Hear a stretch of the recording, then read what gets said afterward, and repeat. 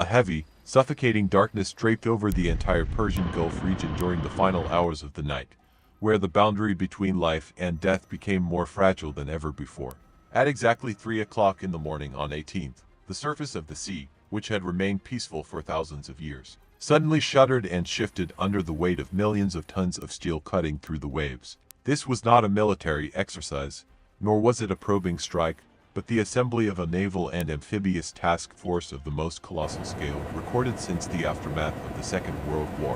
100,000 United States Marines, the most elite soldiers selected from battle-hardened divisions, were packed tightly within the cramped bellies of giant amphibious assault ships of the Wasp and San Antonio classes. The atmosphere inside the ship holds was stifling, thick with the smell of engine oil mixed with the sour stench of sweat and the faint odor of gun oil from weapons crates that had just been unsealed. Young soldiers, their faces blackened by thick layers of camouflage paint, their hands gripping cold M27 IAR assault rifles, kept their eyes glued to the dim, red warning lights blinking on the overhead bulkheads. They sat there, silent as stone statues, their heartbeats synchronizing with the violent vibrations of the Marine engines operating at full capacity. In the mind of every soldier, from the privates to the commanding officers, the image of a single target loomed. Abu Musa Island. This tiny island, situated right at the gateway to the Strait of Hormuz, likened to the jugular vein of the global energy sector, was the strategic choke point that the United States was compelled to remove at any cost. Outside the hulls, the vast ocean growled beneath the propellers of hundreds of warships. The United States fleet deployed in a closed arc formation, stretching across dozens of nautical miles, creating an impenetrable mobile wall of steel. Ticonderoga-class cruisers and Arleigh Burke-class destroyers cut through the waves at the vanguard, their sharp bows tearing apart the night, leaving behind endless trails of white foam. The Aegis electronic phased array radar systems on the towering masts rotated continuously, emitting invisible beams of radio waves to sweep every corner of the sky and sea surface, hunting for any threat signal, no matter how small. The entire fleet moved in absolute radio silence. Every command was transmitted via internal fiber optic cables or complex encrypted light signals to ensure secrecy until the final moment. Not a single light was permitted to shine on the decks, transforming the entire fleet into a gigantic sea monster slithering through the darkness, holding its breath as it waited for the moment to deliver the killing blow. At the center of the formation, the nuclear-powered aircraft carriers of the Gerald R. Ford-class loomed like floating islands, their vast flight decks filled with F-35C Lightning II and F-18E Super Hornet fighters, wings folded, lying dormant like Iron Falcons hibernating, awaiting the command to awaken. Personnel in yellow and red jerseys scrambled across the slippery runways to perform final checks on weapon hardpoints, ensuring that every smart bomb and every air-to-ground missile was ready to leave the rail. Tension escalated to its peak inside the Combat Information Center of the flagship. High-ranking staff officers gathered around a large-format digital tactical map, where the cold blue light cast shadows on their solemn, anxious faces.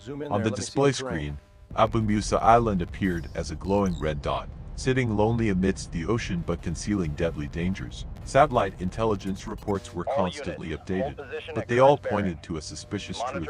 The island was completely silent. There were no air defense radar signals, no movement of mechanized units, and no signs of military life. This silence did not reassure the American generals. On the contrary, it evoked a chilling sensation, like standing before the mouth of a dark cave without knowing where the beast was hiding.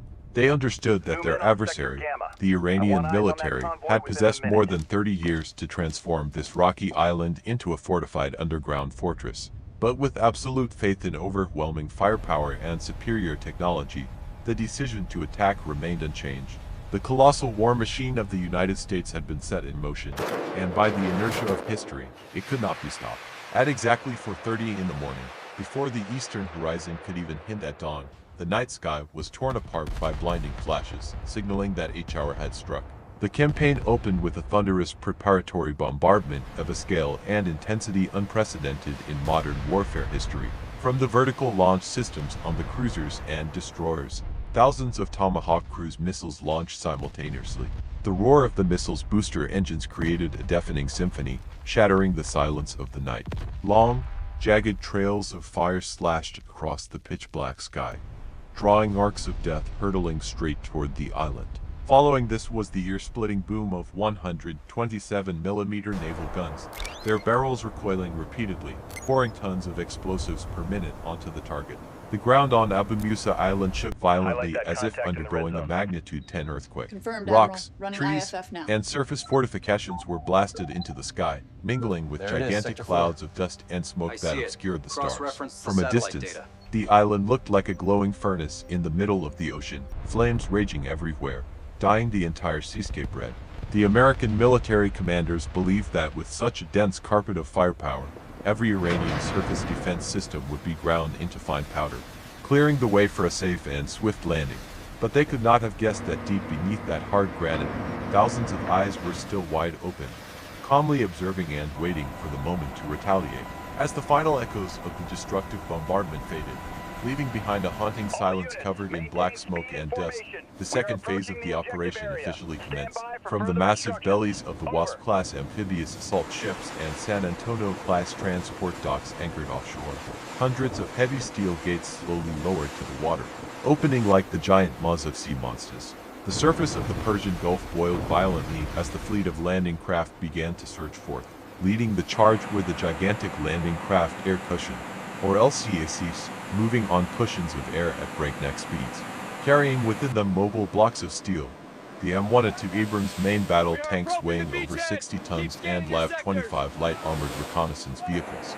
The roar of the gas turbine engines from hundreds of LCACs resonated together to create a wall of deafening sound, drowning out the crashing waves. Following immediately behind were columns of A-87 amphibious assault vehicles, looking like stubborn steel crocodiles parting the waves, carrying thousands of Marines burning with aggressive spirit, ready to storm the beach and establish a beachhead. From above, the United States landing formation spread across a massive area of water, majestic and overwhelming, carrying the ironclad belief that no force could stand against this mechanized might. However, the moment the tracks of the first armored vehicle ground into the fine white sand of Abu Musa, the cruel reality began to reveal itself. The silence of the Iranian military during the bombardment was not a sign of destruction or fear, but the cold patience of seasoned hunters. The very instant the boot of the first American soldier touched the ground, the island suddenly shuddered and came to life. Underground hatch covers, ingeniously camouflaged under layers of coral rock, and reinforced concrete bunkers buried deep underground that even the most modern infrared reconnaissance equipment could not detect, suddenly popped open in unison. There were no sporadic probing shots. Instead, a veritable storm of fire was unleashed.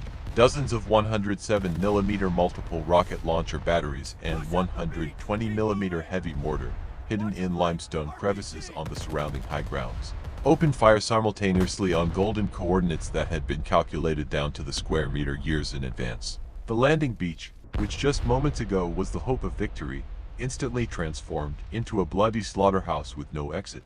The AV-7 armored vehicles, with their thin aluminum armor, became the easiest targets for the dense defensive fire net. Armor-piercing anti-tank rounds whistled from secret resistance nests, tearing through the protective shells of the armored vehicles, turning them into flaming iron coffins, imprisoning dozens of soldiers inside. The sound of twisting metal, the detonation of ammunition inside the vehicles, and desperate screams mingled to create a scene of hell on earth.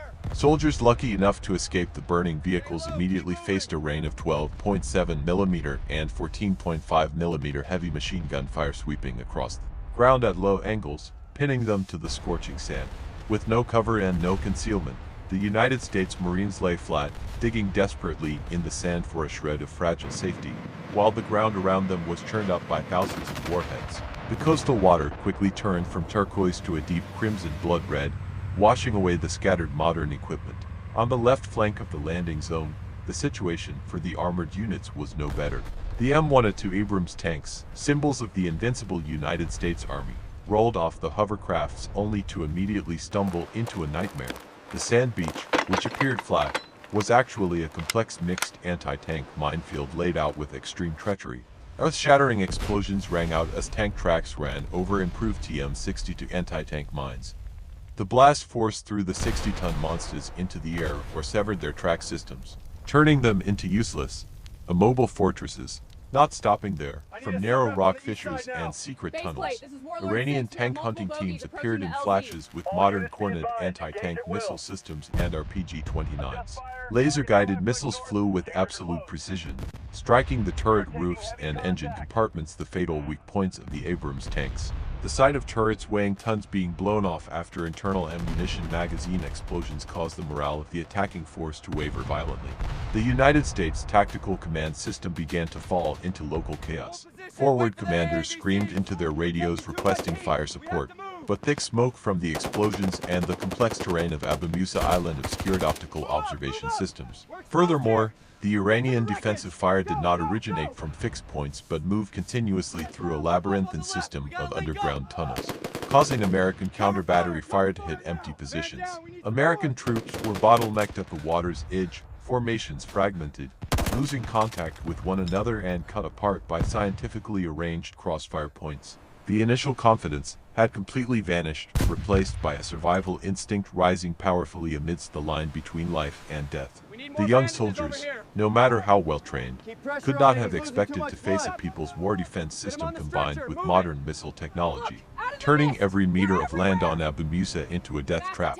The first 15 minutes of the landing passed like 15 centuries, and casualties exceeded estimates for the entire campaign. But the most terrible thing had not yet stopped there, as the true nightmare from the sea had yet to reveal itself. While the Marine forces were struggling to survive every second and minute on the death beach of Abu Musa Island, far offshore, a strategic disaster of even more horrific proportions was silently descending, threatening to completely wipe out the pride of the United States Navy. Pentagon strategists had focused too much on the island, forgetting that the narrow and shallow Strait of Hormuz had never been an ideal playground for massive naval fleets. Just as the entire fleet's attention was focused on providing fire support to the landing troops, the Iranian sea trap officially snapped shut. From secret caves carved deep into the sheer limestone cliffs along the Iranian coast and from satellite islands like Siri and Greater Tund, thousands of Boghammer and Bladderunner-class light-fast attack craft suddenly sortied. They did not move in standard naval formation but scattered like a broken hive of bees, rushing forward at terrifying speeds of up to 90 kilometers per hour, leaving behind crisscrossing trails of white foam creating a chaotic web on the sea surface. The sudden appearance of thousands of tiny targets moving at high speed completely paralyzed the American fleet's early warning systems. Modern Aegis radars, designed to track and destroy ballistic missiles or high-flying fighter jets, became confused by the small fiberglass boats hiding amidst the whitecaps. By the time tactical officers realized the danger, the Volv pack was already at extremely close range. On each of those small boats were short-range anti-ship missile systems, heavy torpedoes, anti-aircraft machine guns, and high-explosive charges used for suicide attacks. The United States warships, including aircraft carriers and giant amphibious ships weighing hundreds of thousands of tons, suddenly became clumsy and slow like beached whales in the narrow waters. Emergency evasion commands were issued continuously, but the immense inertia of the floating steel masses made it impossible for them to maneuver in time against the agility of the enemy. The battle at sea erupted with a level of ferocity never before seen. Phalanx close-in weapon systems on destroyers and cruisers operated at full capacity. The six-barreled rotary cannons spun, spitting out streams of glowing tungsten rounds at a rate of 4,500 rounds per minute, creating walls of fire sweeping across the sea surface. Dozens of Iranian boats were shredded, shattered into pieces, but their numbers were too great. As one layer fell, another immediately surged forward to fill the gap, rushing straight into the flanks of American warships with a suicidal spirit.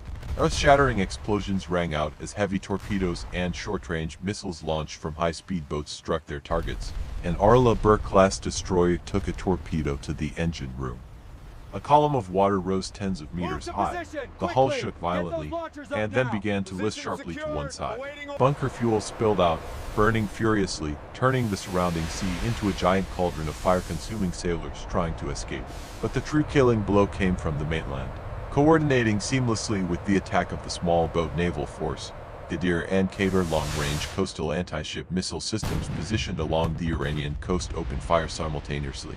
Hundreds of cruise missiles flew skimming the sea surface at an altitude of only a few meters, evading radar detection, hurtling straight toward the American fleet like spears of death. The sky was torn apart by thick missile smoke trails. American RAM and ESSM missile interception systems launched continuously but were quickly saturated by the sheer volume of targets. A horrific scene unfolded before the eyes of witnesses. The Gerald R. Ford-class supercarrier, the heart of the fleet, was hit by 5 heavy anti-ship missiles in succession on the port side and the flight deck. Explosions tore through the ultra-durable steel plating. Flames erupted violently from the jet fuel storage, triggering a chain reaction of ordnance waiting on the runway. The entire giant ship shuddered, as if groaning in extreme agony. A column of thick black smoke rising thousands of meters high, blotting out the sun. Chaos spread throughout the fleet. The Wasp-class amphibious assault ships, which had thinner armor, quickly became prey for the suicide boats. An amphibious ship carrying dozens of helicopters and thousands of tons of equipment was struck by 3 boats packed with explosives, ramming straight into its hull. The horrific explosion snapped the ship, over 200 meters long, in half, sending it sinking to the bottom of the deep sea within minutes, dragging the entire crew and equipment into the ocean's embrace. The surface of the Persian Gulf was now a chaotic tableau of destruction, charged shipwrecks, floating metal debris, oil slicks everywhere, and fire burning on the water. There was no longer a battle formation, no longer mutual support. Every American ship now had to fight alone within the encirclement of the sea wolves. The collapse of the world's most powerful fleet did not happen gradually but came swiftly and brutally, marking the comprehensive defeat of conventional warfare thinking in the face of supreme asymmetric tactics.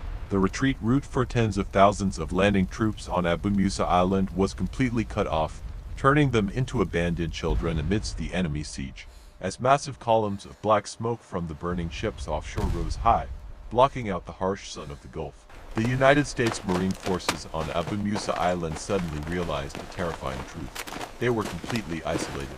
The only route of retreat via the sea had been severed, and the vital bridge of supply had been broken. The forward units, which had been the spearhead of the attack with sky-high morale, now suddenly became the hunted inside a giant trap with no exit. Without the protection of naval gunfire, without airstrikes clearing the way from aircraft carriers, they stood bare in a strange and hostile land. The soldiers pushed aside fear, rallied their spirits, and continued to advance deep into the island with the hope of seizing high ground to hold out. But they quickly discovered that this island was not simply earth and stone. Abu Musa was a hollow fortress, a complex military labyrinth built solidly over decades, where every rock and every bush could be a door to death. The land battle shifted to a form of urban warfare and close quarters combat in caves that was incredibly fierce. Marine units entered abandoned residential areas and narrow rock valleys where the combat space was strangled. Iranian soldiers did not deploy in large blocks for direct gunfights according to convention. They applied supreme guerrilla tactics, appearing and disappearing like ghosts. From tiny firing ports sophisticatedly camouflaged on cliff faces, the barrels of 12.7mm heavy sniper rifles coldly spat fire, taking down commanding officers and radio operators one by one, paralyzing the command system right from the platoon level. When American troops concentrated firepower to destroy a resistance nest, the enemy had already retreated through the intricate system of underground tunnels tens of kilometers long, only to suddenly appear behind or on the flank to launch a surprise attack. American tactical formations were torn apart, fragmented into scattered groups, disoriented, and besieged in kill zones set up with prearranged crossfire nets. The shortage of logistics began to strangle the fighting strength of the United States military. Under the scorching heat of over 40 degrees Celsius in the maritime desert, thirst became an enemy as formidable as bullets. The water reserves carried on their persons ran out quickly, while resupply from the sea was impossible. Soldiers with cracked lips and eyes dizzy from heat stroke still had to strain themselves to fight for every house, every meter of communication trench. Ammunition dwindled after hours of continuous combat. Gunfire from the American side became sporadic, replaced by meticulous calculation for every round fired. High-tech equipment like night vision goggles or satellite positioning systems became useless or counterproductive in the dusty environment and under heavy electronic jamming. Heavy ceramic body armor, once a powerful protective asset, now became a burden of 1,000 pounds weighing down the exhausted shoulders of the infantrymen. In the center of the island, an American armored battalion attempted to cut a bloody path to capture the Iranian command post, but their efforts were quickly extinguished in a sea of fire. The remaining Abrams tanks from the landing continued to get stuck in smart anti-tank minefields and became prey for tank hunting teams closing in at close range. Iranian soldiers used RPG-29 shoulder-fired anti-tank weapons and top-attack missiles, burning each tank systematically. The carcasses of war machines worth tens of millions of dollars lay scattered along the single road leading up the mountain, burning and exploding, blocking the advance of units behind. The air reeked of burning flesh, rubber, and heavy gunpowder smoke to the point of suffocation. Cries for help from the wounded rang out pitifully on internal radio channels, but no one could come to save them, for even the able-bodied were struggling to keep their own lives before the tightening encirclement. Despair reached its peak when temporary American field command bunkers were suddenly raided by Iranian commandos from the ground. High-ranking officers were killed or captured one by one, causing the unified command system to collapse completely. The American army on the island was now like a snake without a head, fighting on singular survival instinct, with no tactics, no coordination, and no hope. The most elite soldiers in the world, armed to the teeth, were now cornered in dead-end caves, surrounded by thousands of enemy guns. They understood that the fleet offshore was no longer capable of support, and they had been abandoned in this foreign land. The steel spirit of the soldiers began to crack as they saw comrades falling around them without being able to do anything to stop it. Abu Musa, the tiny island on the map, had truly become a grave burying the honor and lives of tens of thousands of United States military personnel. A giant meat grinder crushing every hope of survival. As the blood-red sun began to sink slowly below the western horizon, dragging the last weak rays of light to die on the surface of the Persian Gulf, the clock struck the exact moment ending the 24-hour cycle of the bloodiest military campaign of the 21st century. The battlefield space, which just a day ago roared with the thunder of thousands of jet engines and the explosions of 10,000 tons of bombs, now sank into a chilling silence. It was not the peace of nature, but the dead silence of a giant mass grave.